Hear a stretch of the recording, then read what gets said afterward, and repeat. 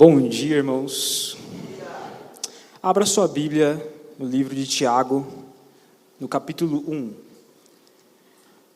Nós vamos ler do verso 12 ao verso 25. Tiago, capítulo 1, do verso 12 ao verso 25. A palavra que eu quero compartilhar nessa manhã, o título dessa mensagem é Luz nas Trevas do Engano. Eu tenho sentido um peso no meu coração de compaixão por pessoas que têm caído no engano e também por pessoas que sofrem tentação pelo engano. Eu acho que é algo que muitas vezes pode nos atingir em vários momentos da nossa caminhada cristã e é algo muito sério. É algo muito sério que pode nos atingir, o engano. Então eu gostaria de compartilhar esse peso do meu coração em relação a isso nessa manhã com vocês. E eu creio que o livro de Tiago ele tem um direcionamento sobre isso. Então é por isso que eu gostaria de fazer uma exposição em cima desse texto. Então vamos ler o texto. Feliz é aquele que suporta com paciência as provações e tentações, porque depois receberá a coroa da vida que Deus prometeu àqueles que o amam. E quando vocês forem tentados, não digam, esta tentação vem de Deus. Pois Deus nunca é tentado a fazer o mal, e Ele mesmo nunca tenta alguém. A tentação vem de nossos próprios desejos, que nos seduzem e nos arrastam. Esses desejos dão à luz o pecado, e quando o pecado se desenvolve plenamente, gera a morte. Não se deixem enganar, meus amados irmãos. Toda a dádiva que é boa e perfeita vem do alto, do Pai que criou as luzes no céu. Nele não há variação nem sombra de mudança. Por sua própria vontade, Ele nos gerou por meio da sua palavra verdadeira. E nós, dentre toda a criação, nos tornamos seus primeiros frutos. Entendam isso, meus amados irmãos. Estejam todos prontos para ouvir, mas não se apressem em falar nem se irar. A ira humana não produz a justiça divina. Portanto, removam toda a impureza e maldade e aceitem humildemente a palavra que lhes foi implantada no coração, pois ela tem poder para salvá-los. Não se limitem, porém, a ouvir a palavra, ponham-na em prática. Do contrário, só enganarão a si mesmos. Pois, se ouvirem a palavra e não a praticarem, serão como alguém que olha no espelho, vê a si mesmo, mas, assim que se afasta, esquece como era a sua aparência. Se, contudo, observarem atentamente a lei perfeita que os liberta, perseverarem nela e a puserem em prática, sem esquecer o que ouviram, serão felizes no que fizerem. E essa é a palavra de Deus. Gostaria de começar contando uma história, que essa história ela é o fundamento para um conceito ou uma ideia que nós temos contemporânea, que é falada muito, que é sobre o narcisismo. O narcisismo, ele se baseia num mito, que é o mito de Narciso. E na história conta que Narciso era um jovem que ele era profundamente focado em si mesmo, profundamente autocentrado. Ele profundamente amava a si mesmo. E isso era tão profundo dentro dele, que em determinada parte da história que conta sobre ele se dá de frente com uma ninfa. E diante dessa ninfa, ela tenta conversar com ele.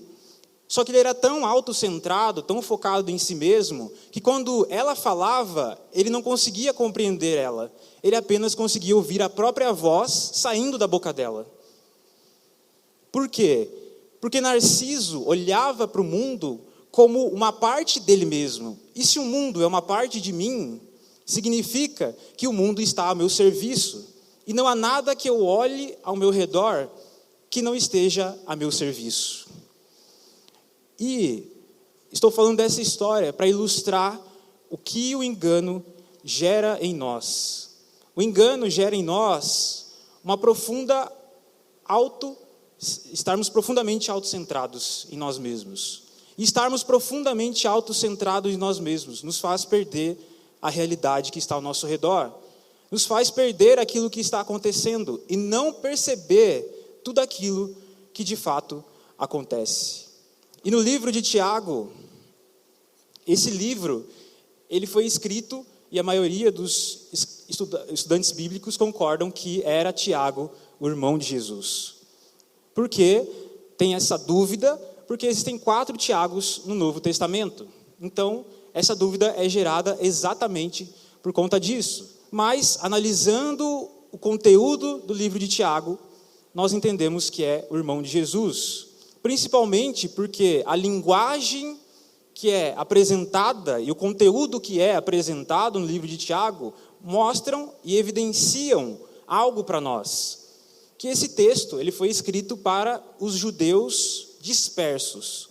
Os judeus dispersos eram aqueles que fugiram de Jerusalém para outros países da Ásia e da África por causa da perseguição, porque eram judeus que se converteram a Cristo. E por conta disso, eles foram dispersos, tiveram que fugir. E ao fugir, eles fizeram parte de várias igrejas ali na Ásia. E a partir dessa perseguição, eles tiveram e enfrentaram muitas provações. Então, em primeiro lugar, Tiago está falando para um povo que está sofrendo por profunda perseguição, provações por causa do Evangelho de Jesus Cristo.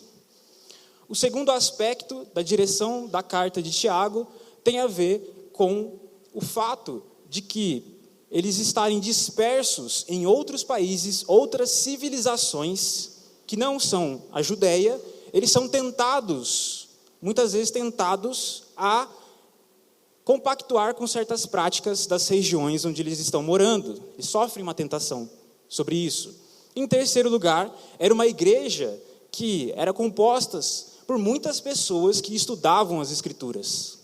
Pessoas que estudavam as Escrituras. Muitos se viam como mestres na igreja de Tiago.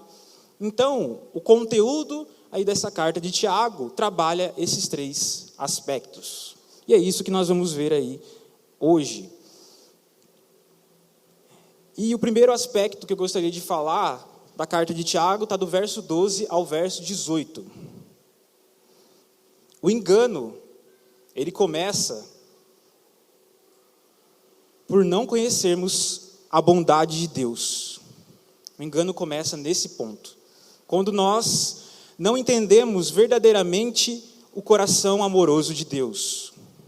E isso faz com que nós tenhamos certos pensamentos, certas visões que não estão de acordo com as Escrituras, não estão de acordo com aquilo que a palavra de Deus diz.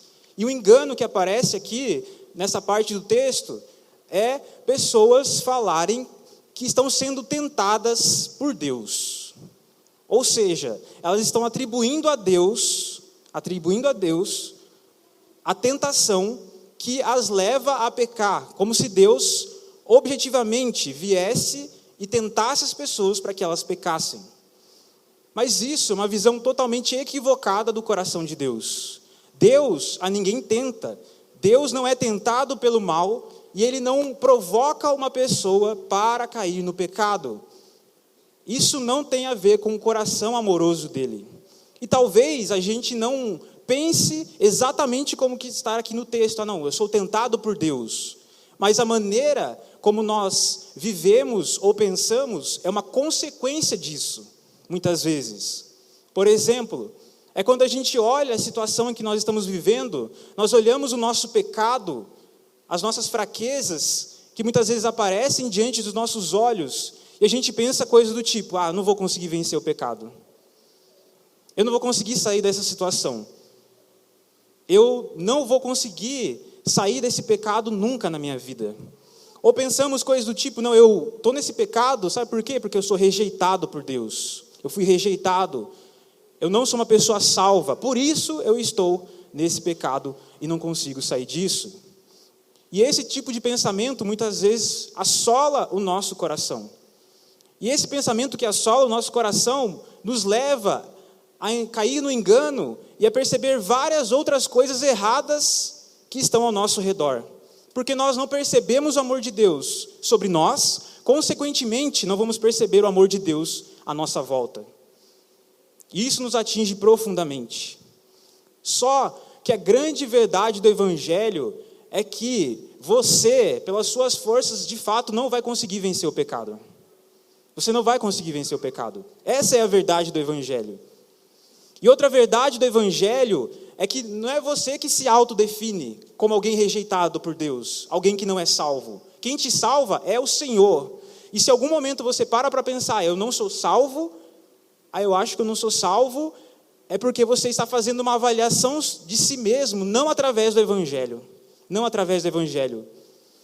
Porque a palavra de Deus diz que aqueles que são rejeitados por Deus, como diz em Romanos, Deus os deixa presos nos seus próprios pecados. Uma pessoa que abraçou o Evangelho, confiou com a sua fé em Cristo Jesus, essa pessoa, ela nem pensa, fica avaliando, eu sou rejeitado ou não sou rejeitado. Ela não fica pensando nisso. Só o fato de, muitas vezes, você ser assolado por esses pensamentos, já mostra que você não é rejeitado por Deus. Já mostra que você não é rejeitado por Deus. Só que isso afeta o nosso coração profundamente.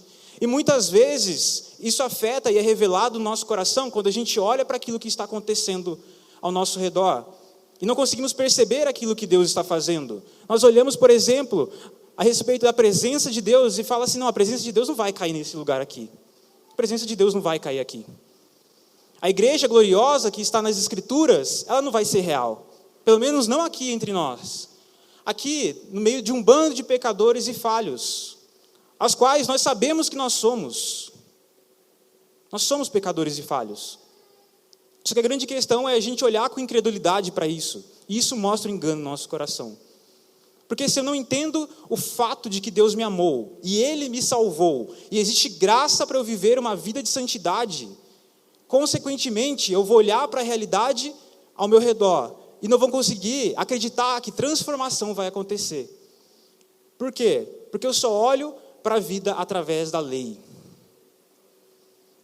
Eu me julgo através da lei, e consequentemente eu vou julgar o externo através da lei. Então nunca as coisas vão estar bem. Nunca as coisas vão estar boas. Eu nunca vou ver a graça que Deus já derramou sobre a minha vida e, consequentemente, ao meu redor. Então, quando eu ver as coisas acontecendo, eu vou ter incredulidade. Ou eu vou falar, não, isso é só para um grupinho de pessoas especiais. Ou, consequentemente, eu vou olhar e falar, não, eu não posso participar disso. Essas duas coisas podem acontecer conosco.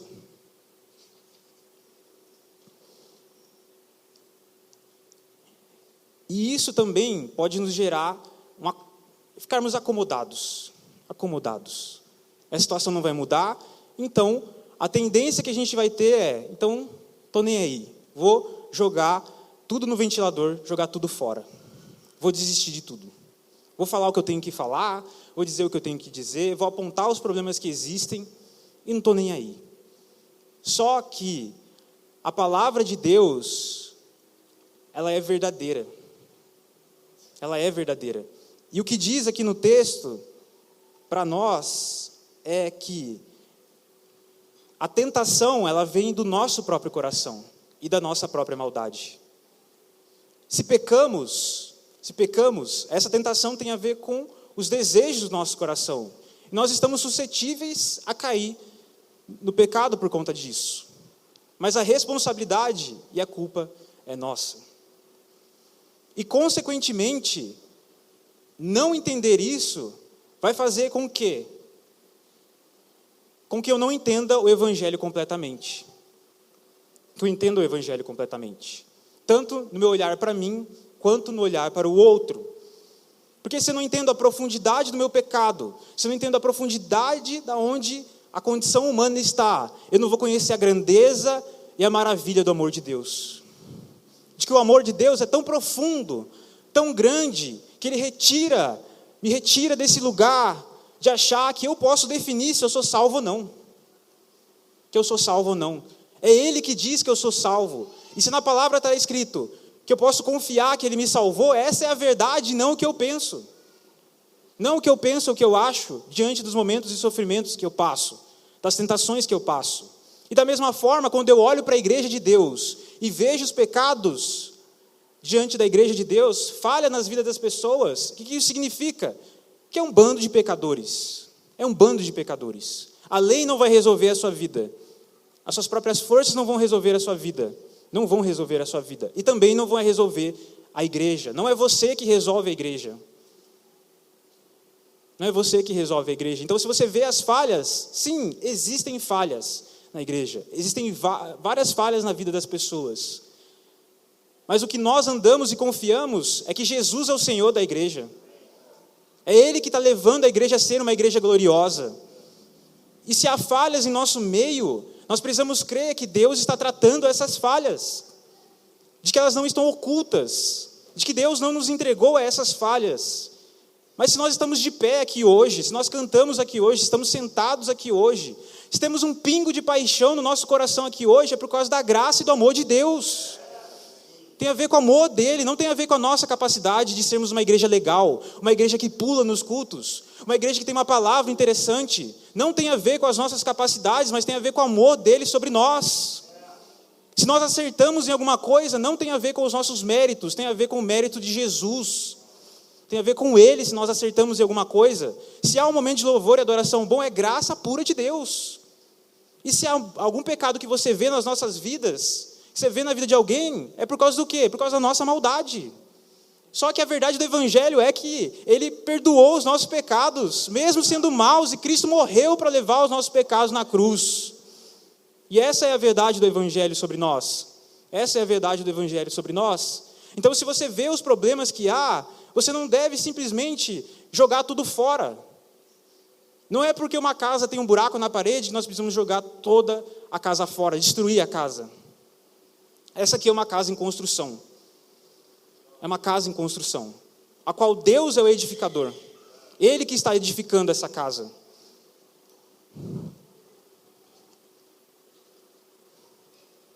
E é Ele que está edificando a sua vida. Ele é Senhor sobre a sua vida. Então confie menos em si mesmo e confie mais naquilo que a palavra de Deus diz sobre você. De que você é profundamente amado e você não consegue quebrar esse amor dele, porque é um amor eterno e profundo. Ah, mas e o pecado que tem diante de mim? E esse pecado que eu estou caindo várias vezes? Esse pecado que eu estou caindo várias vezes? Então, existe graça para você largar esse pecado que você está vendo que você está caindo várias vezes. Caindo várias vezes. Existe graça para você mudar. Ou você acha que Jesus não consegue vencer esse pecado? O Espírito Santo de Deus não pode vencer esse pecado no seu coração? Talvez, você não consegue largar esse pecado porque você está tão focado nele, que ele já faz parte da sua existência.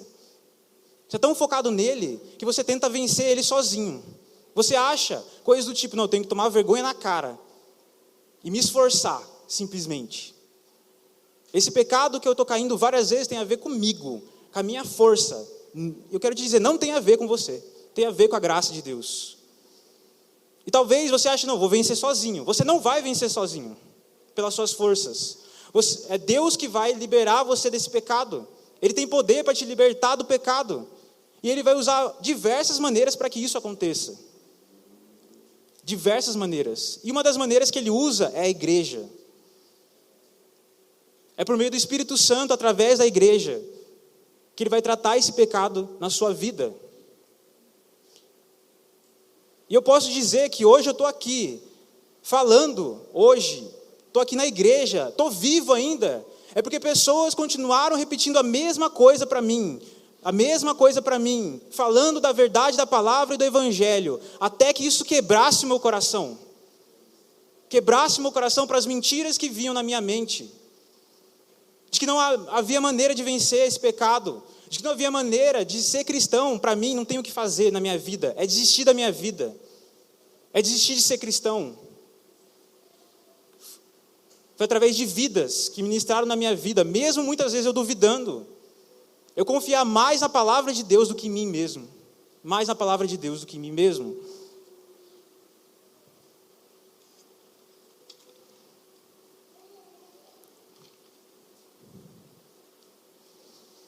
Toda boa dádiva, toda a graça vem do alto, vem de Deus.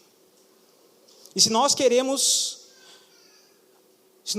crescer na vida cristã, se nós queremos experimentar mais de Deus, nós temos que abandonar a visão que nós temos sobre nós mesmos. E confiar naquilo que Ele fala sobre nós mesmos. Já falei isso aqui uma vez, mas a sala de oração, por exemplo, estar no lugar de oração, o fundamento é o coração de Deus. É entender quem Deus é e o amor dEle. O próprio Mike Bickle fala, muitas pessoas ficam presas no pecado porque elas dão atenção para o pecado.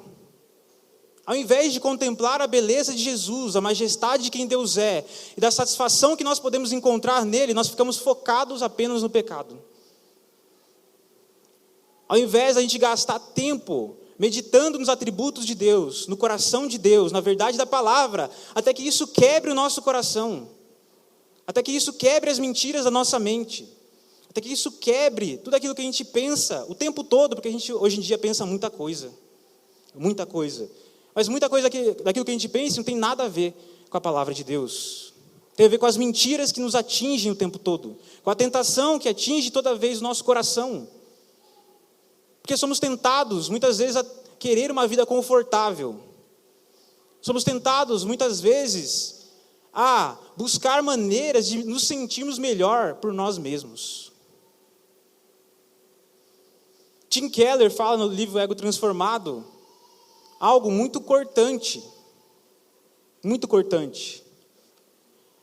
Ele traz um estudo que foi feito falando que pessoas com baixa autoestima trabalharem em sua autoestima não vai resolver o problema.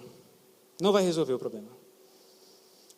Porque o que ele fala é, nós não temos que ter uma autoestima, nem uma baixa estima, mas é pensar menos em nós mesmos. Por isso que Paulo fala em 1 Coríntios 2, que nem ele julga a si mesmo. Mas logo depois ele fala, mas nem por isso me torna inocente. É porque Deus é quem me julga. É Deus que conhece meu coração, é Deus que me conhece. Então eu prefiro ouvir aquilo que Deus fala do que avaliações que vocês fazem de mim mesmo. Isso ele falando para a igreja de Corinto. E nem eu me preocupo com a minha própria avaliação de mim mesmo. Mas eu confio na afirmação que Deus faz. Porque Ele é bom. E o desejo do coração dele é ter um relacionamento conosco. Todos os dias. Todos os dias. E Ele está alegre, porque Ele nos salvou. E Ele é tão comprometido com aquilo que Ele fez, com aquilo que Ele realizou, que Ele morreu numa cruz para nos livrar da condenação do pecado. Deus odeia tanto o pecado, que Ele morreu na cruz para livrar esse mundo mal do pecado. Isso mostra o quanto Ele é comprometido.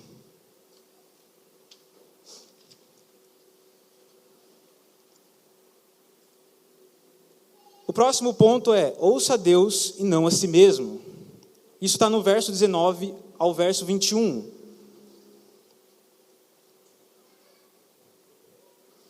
Nós precisamos parar de confiar em nós mesmos. Nós precisamos nos abandonar à verdade da palavra de Deus. A verdade da palavra de Deus. Porque senão a gente nunca vai sair dessa roda que muitas vezes a gente cai de engano, de autoavaliação, ou como Tim Keller fala, do lugar de julgamento.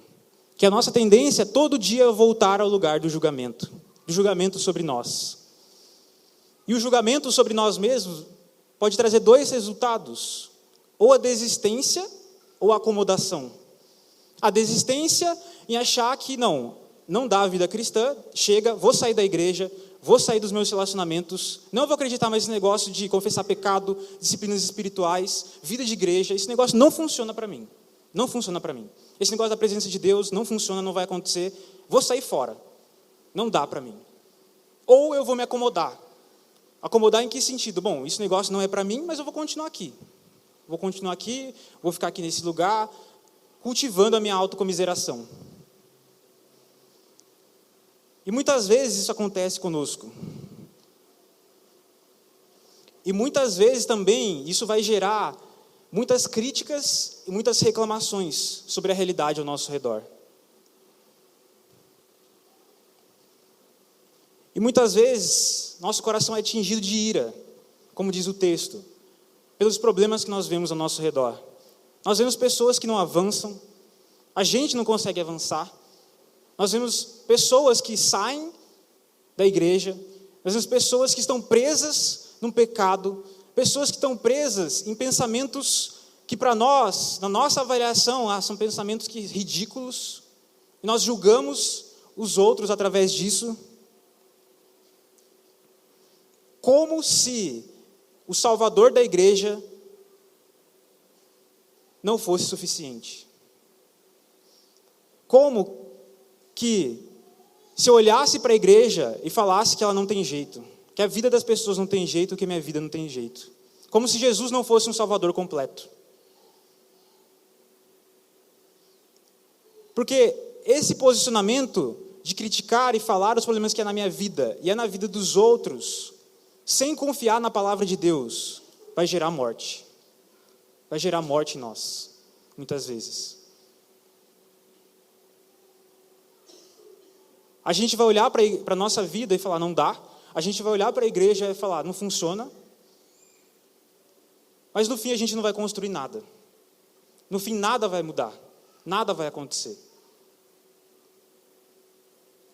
Qual que é o chamado das Escrituras quando a gente vê um problema na nossa vida, um pecado na nossa vida? A gente pede ajuda. A gente ora a Deus, confessa o nosso pecado, confessa ao nosso irmão, a gente pede ajuda. A gente clama ao Senhor e solicita a ajuda dos nossos irmãos. Confiando que a palavra de Deus é real. De que quando nós confessamos os nossos pecados, nós temos um advogado que é Jesus, e que nós somos justificados pela afirmação dele, porque ele nos salvou. E muitas vezes a gente não faz isso por causa da nossa autoimagem, a preocupação com a nossa autoimagem. A preocupação de que eu tenho que mostrar para as pessoas que eu sou um bom cristão. A preocupação de que eu tenho de chegar na outra pessoa e ter que falar mais uma vez que eu caí naquele pecado ridículo que eu acho que é ridículo. Que mais uma vez eu vou ter que contar para aquela pessoa, para aqueles irmãos, que mais uma vez eu falhei. Como se não tivesse jeito. E se eu vejo o pecado na vida dos meus irmãos, se eu vejo um pecado na vida da igreja, na vida de alguém, qual que é o caminho? Mateus 18. Vá e fale com o seu irmão. Esse é o caminho das Escrituras. Vá e fale com os seus irmãos. Mas, se você está vendo um problema na igreja, na vida de alguém, que esse problema não tem solução, não apenas aponte o problema. Não apenas aponte o problema. Também busque em Deus construir algo para ajudar essa pessoa, para ajudar a igreja. Que seja algo que some com a igreja, que colabore com ela, e não algo que destrua a igreja. Simplesmente. Problemas, como eu falei, nós temos. Falhas, todos nós temos. Todos nós temos. Então, se você tem algo para trazer, que nós estamos falhando, venha nos ajudar, por favor. Por favor, venha nos ajudar. Venha nos ajudar. Porque o que nós queremos aqui é Deus. É isso que nós queremos aqui. Nós não queremos simplesmente mostrar para todo mundo que a gente está certo, que a gente é a igreja mais legal, a igreja mais bíblica. O que nós queremos é Deus, é a presença dEle. Experimentar do amor dEle, do coração dEle aqui, no nosso meio. Independente se a gente tiver que voltar atrás e falar que a gente errou, que a gente está falhando em muitas coisas. E isso começa do nosso coração, de assumir que nós não conseguimos. De que eu preciso de ajuda, que não dá para ser cristão sozinho. Não dá para ser cristão sozinho. De que a tendência de andar sozinho, de viver sozinho com os meus próprios pensamentos, é eu ter esse posicionamento. De achar que a minha vida não vai funcionar, a igreja não vai funcionar, a realidade ao meu redor não vai mudar. Não vai mudar. É esse posicionamento de achar que a minha avaliação sobre a realidade é sempre melhor. É sempre melhor. Isso se expressa em tipo de falas. Por exemplo, eu penso assim. A minha visão é essa. Se expressa nessas falas, muitas vezes. A nossa arrogância, que muitas vezes é construída no nosso coração pelo fato de a gente ouvir muito a nós mesmos e acreditar muito em nós mesmos. E acreditar o tempo todo que a gente está certo, em tudo aquilo que a gente pensa. E geralmente isso vem de se colocar no lugar de isolamento. Porque quando você se coloca no lugar de isolamento, cada vez mais, o modo como você olha para a realidade, para o mundo, vai ser através do quê? Dos seus próprios pensamentos. Através daquilo que você sente, daquilo que você acha. Por isso nós enfatizamos a vida de igreja aqui. Nós não enfatizamos a vida de igreja aqui porque a gente quer estar certo. Nós enfatizamos a vida de igreja aqui porque você precisa dela. Porque Deus usa a vida de igreja para te tirar do buraco, para te ajudar a sair do buraco. Que muitas vezes nós nos encontramos. Porque nós acreditamos que existe graça e amor de Deus revelado na igreja. Para que pessoas, como eu falei, venham e falem para você, para de acreditar nessas mentiras. Para de acreditar nas mentiras sobre você mesmo. Para de acreditar nas mentiras sobre a igreja. E acredite naquilo que Deus está falando na palavra. Porque aquilo que Deus está falando na palavra é real, é verdadeiro.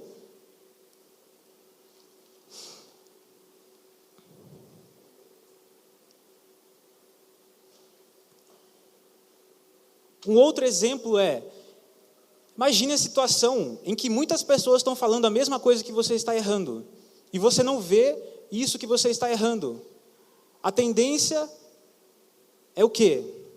A maioria das pessoas estarem erradas, ou nós estarmos errados? Se muita gente está vendo a mesma coisa sobre nós, e nós não estamos vendo, a tendência é quem não está enxergando direito? Nós ou as pessoas?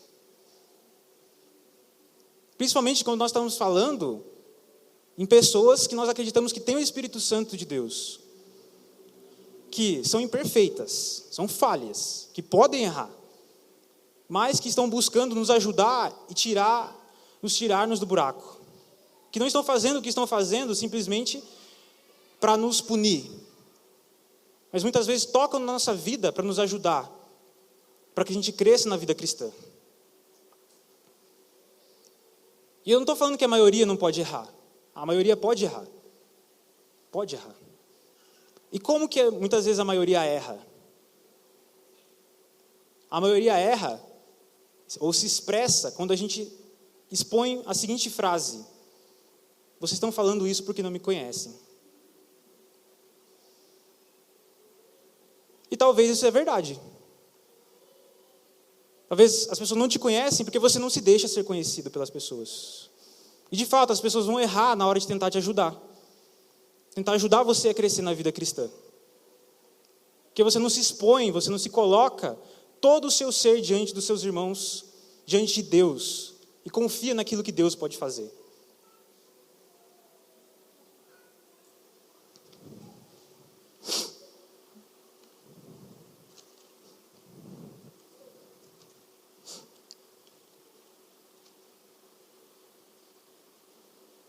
Uma pessoa sozinha, ela não santifica a igreja de Deus.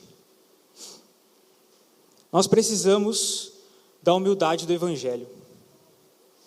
Da humildade do Evangelho, de saber que nós não resolvemos a vida das pessoas. A humildade do Evangelho que a gente não resolve a nossa vida. A humildade do Evangelho de confiar na palavra dele. De que Deus vai produzir, sim, uma igreja sem mácula. De que Deus, que começou a boa obra, Ele vai cumprir a boa obra que Ele começou. De que o amor dEle é real sobre as nossas vidas. Mesmo que eu veja uma centelha do amor dEle, o amor dEle é real sobre as nossas vidas. E que a presença dEle está disponível para nós.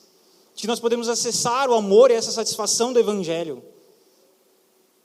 E que o escândalo do Evangelho diz é que não é pelas nossas forças.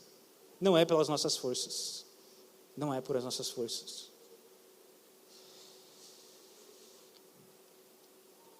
Mas o texto de Tiago diz, do verso 22 ao verso 25, não apenas sejam ouvintes, porque isso vai gerar engano.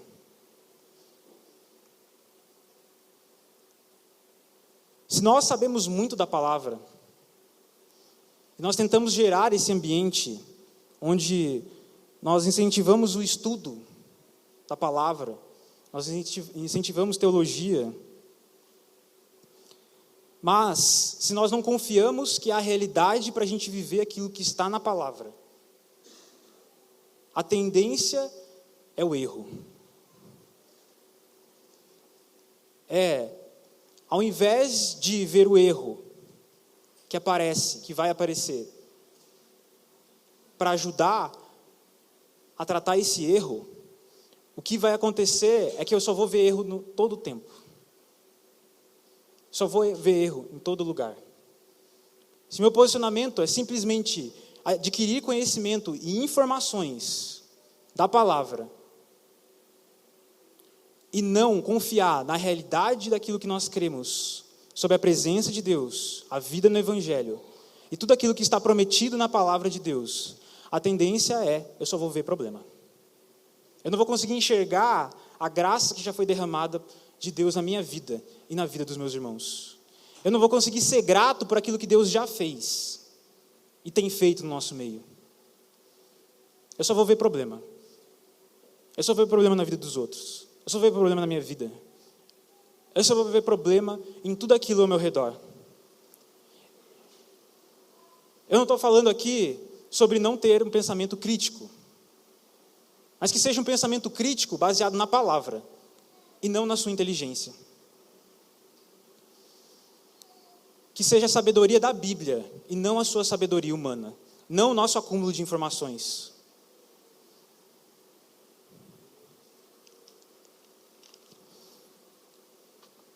Se há muitas críticas, mas não há a presença de Deus, do que adianta? Do que adianta?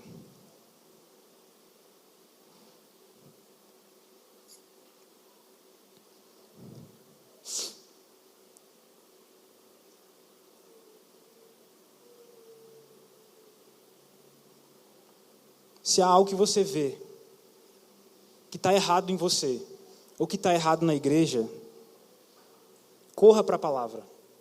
Corra para a palavra.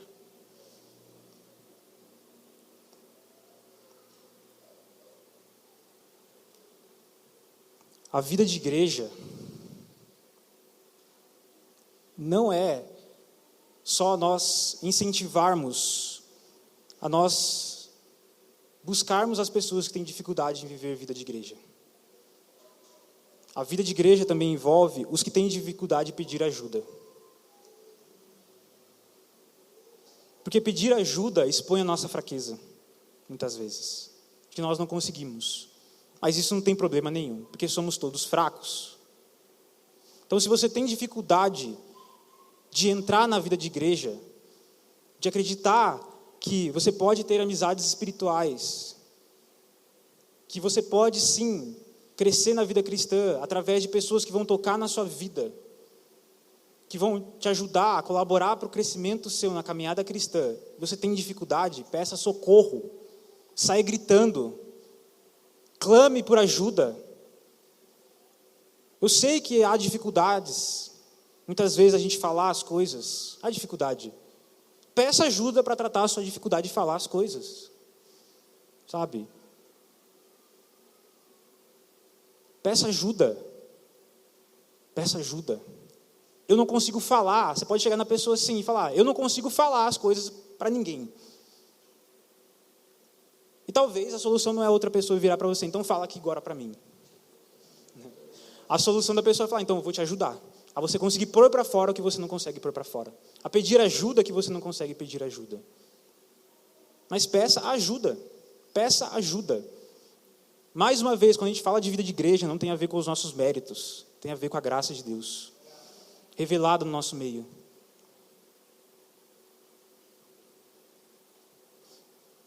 E talvez envolvam coisas muito simples. Uma coisa que vou buscar ajuda. Posso buscar ajuda também nos livros, na internet. Você pode pesquisar como pedir ajuda. Não tem problema nenhum fazer isso. Não tem problema nenhum fazer isso. Tá? Eu não tenho problema de expor isso aqui, mas um dia eu pesquisei no Google como conversar com as pessoas.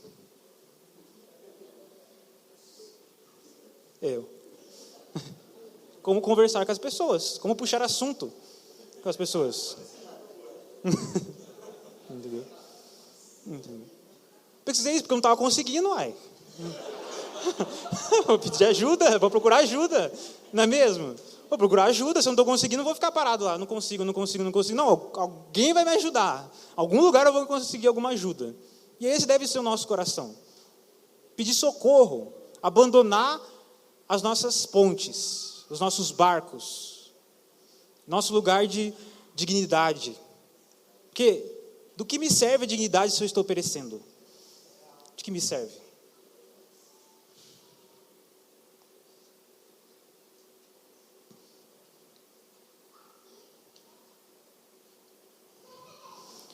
Nós precisamos perseverar na palavra, mesmo que nós vejamos as dificuldades da nossa realidade. Nós cremos na realidade da presença de Deus. Nós cremos que Deus pode enviar a sua presença aqui, mas Ele vai fazer isso por pura misericórdia. Por pura misericórdia.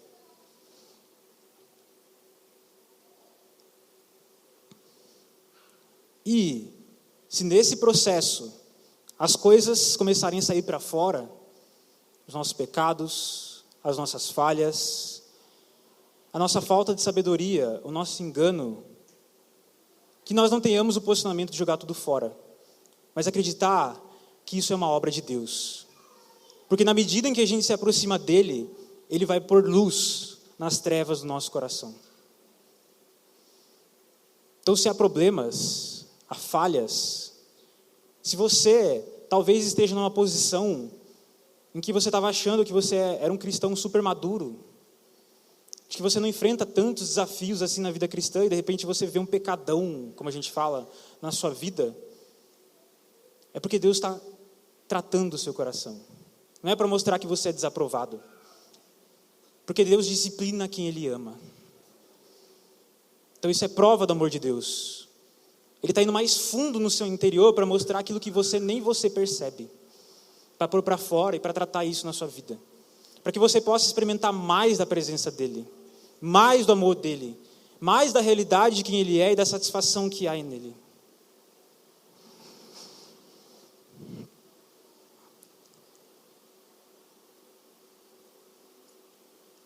E esse é o descanso do Evangelho. Essa é a lei da liberdade.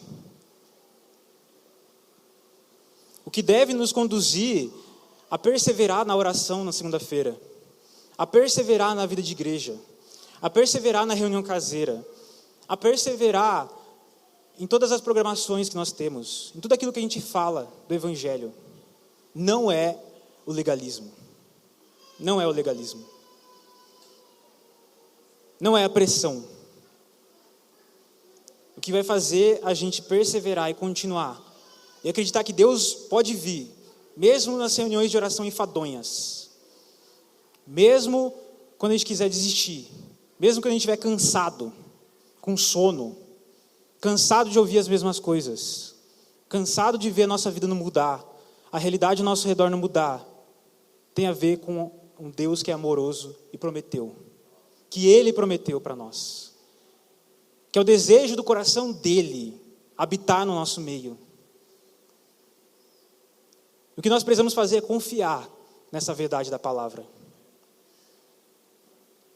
E alimentar o nosso coração de fome e sede. Fome e sede de que Ele vai vir. Que Ele vai vir. De que nós podemos correr para a palavra. Nós podemos correr para o lugar de oração porque Ele está lá nos esperando. Porque nós pertencemos a Ele agora. Nós somos dEle, nós somos comprados. Amados profundamente por Ele. Ah, mas isso não vai me levar na libertinagem? Não vai me levar a achar que não, está tudo bem, então, meus pecados? Não. O Evangelho verdadeiro vai levar você a odiar o pecado. Por causa da sublimidade do conhecimento de Jesus, por qual nós perdemos todas as coisas, por causa da satisfação que há nesse lugar da presença de Deus. Por causa do amor profundo que Ele sente por nós, que nós não vamos encontrar em lugar nenhum. Por causa de estar aos pés daquele que pode resolver a nossa vida. daquele que traz o único lugar onde eu posso encontrar verdadeira alegria, verdadeira satisfação.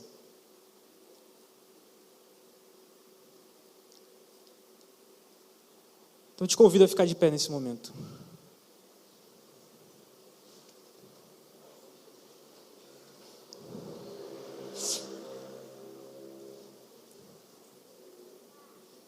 Eu quero que você grave isso no seu coração e que seja o seu clamor hoje e durante os dias.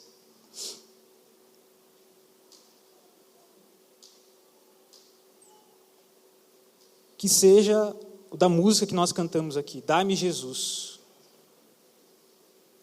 Que quando você pensa na igreja, você pense no refrão, nós queremos Jesus. Nós queremos a presença dEle, nós queremos Ele, que esse é o nosso foco, que é isso que nós mais ansiamos, e de que Ele é fiel para cumprir a palavra dEle. Feche seus olhos.